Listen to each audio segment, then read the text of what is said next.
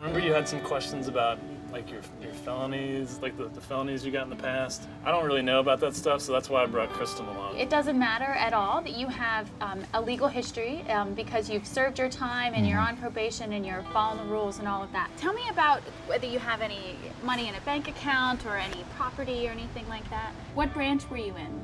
United States Navy, Uncle Sam's Canoe Club. You can apply for Social Security benefits even if you're getting VA benefits or even if you've applied for them. Where were you born? I'm from Fiji. You've been here for 15, 16 years already. They have benefits available to immigrants who have been in the country and paid into the system and worked. Can you tell me where you're working? At a fast food restaurant. I have trouble getting out of bed. I just want to sleep all day. You can keep on working and we can still move forward with the application.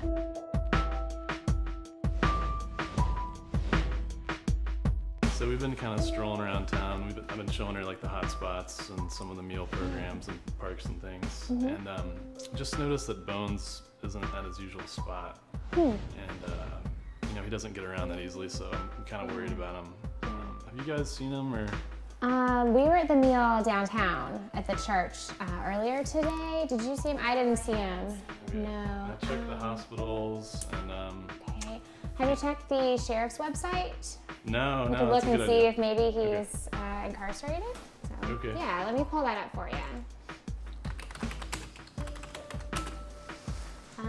So it looks like he's safe, but in jail. All right. Well, it's good that he's alive. You know? Yeah, And, yeah, it's good that we found him. we can get to him. Sounds like. Yeah. So maybe Jeff can help us out and get us in there. Yeah, you pretty can soon. take you guys over and you can talk with them and see what's Okay. going on. All right. Yeah. Thanks a lot. Yeah, no problem, anytime. I'm glad you're here, even though it's a weird place to be, a tough situation. My big concern was like, is this going to mess up with my application and stuff? Yeah, no worries. We'll be able to keep on with the application, keep things going, send any information we need, so it's no problem.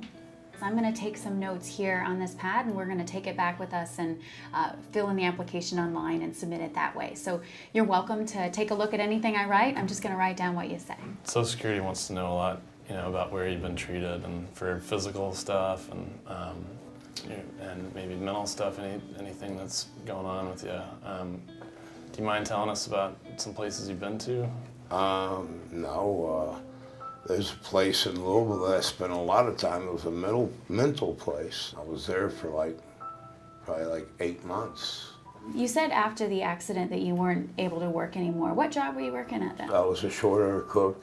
Hey Bones, are there other people that we can just call to get a little more information about you and what's been going on with you? People that's known me for a while. Yeah. Oh yeah, I mean, you call my brother. So Bones, could you tell us a little more about maybe why you went into the hospital or what was difficult at that time? Well, I mean, I've kind of damaged myself a lot. The tip of that finger one time, I don't know what I was mad about or what it was that I was doing, but I actually took a pair of plum shears and whacked off the tip of it. So it's really hard for me to be in a jail setting, especially to be kind of behind bars visiting with someone. And so it's really important for me to kind of take care of myself after being in a situation like that. And so to talk with my supervisor about that, talk about what my feelings were, and then also do things to just take care of myself personally. So do things that I enjoy that can kind of take my mind off some of those things. And what was going on around that time? I was going through a bunch of personal crap, and it's kind of hard to explain. Okay, we don't have to talk about it. Those doctors that gave you those pills, why did they give them to you? What were they treating? It was like a mixture. It's not just one thing. It was schizophrenia and a little bit of paranoia. I guess it's kind of a cocktail. It's not really just one thing. It's violent outbursts and stuff. I mean, they would say it was because of this or that. It'll be really good to talk to one of Dwayne's former employers to really get a sense for what kind of work he did, what kind of struggles he had, and reasons why he left the job, why he wasn't able to keep on going. So I understand you've got the name of someone, a manager that he used to work for, and Dwayne signed a release? Yeah, his name's Matt. Dwayne signed a release for us to be able to talk to you, and basically we're trying to assist him with an application for benefits. Yeah, Dwayne was a good guy, but unfortunately we couldn't keep him here. He was a short order cook, and he wasn't showering. So, Will, this is another form that we're going to work on with Dwayne when we go see him tomorrow. This is the SSA 8000, and it's Social Security's SSI application. So we can kind of work on this form with him. Okay, and then we can do this online like the other ones. Actually, the SSI application isn't online right now, so we'll still have to do the paper form, but when we turn in our complete packet, we can turn it into Social Security. The first part of the form is just asking kind of basic eligibility. As you go through, it's going to ask, are you unable to work because of what illnesses or conditions? So you would put in the same thing here you put on the disability report. It asks about citizenship, and then if the person isn't a citizen, it's going to go into immigration status. So when they ask about legal history, is that going to affect Dwayne? Dwayne's been in jail, so is that going to affect him in his application? So it won't matter that he's been in jail in the past.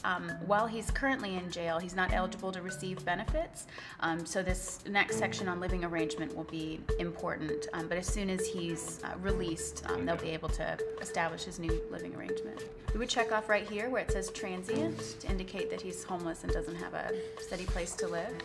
And then you see we're going to skip all the way to question 35, so we're going to skip all this section here. Well, for resources, I don't think he has too many. I know he had like a camper at one time, but I don't think I think he sold that a while ago, so he really has no resources that I know of. And then this next section is all about income, so any income he may be getting. And then it asks whether or not he's receiving food stamps. Does he get food stamps Yep. now? Great. If he wasn't, then they would refer him to go and apply for them. Yeah. Thanks, Kristen. That was really helpful. And the application's pretty straightforward. I mean, this information is the same information that you get during normal outreach. So I'll have to double check some of it, but I think I got most of it already.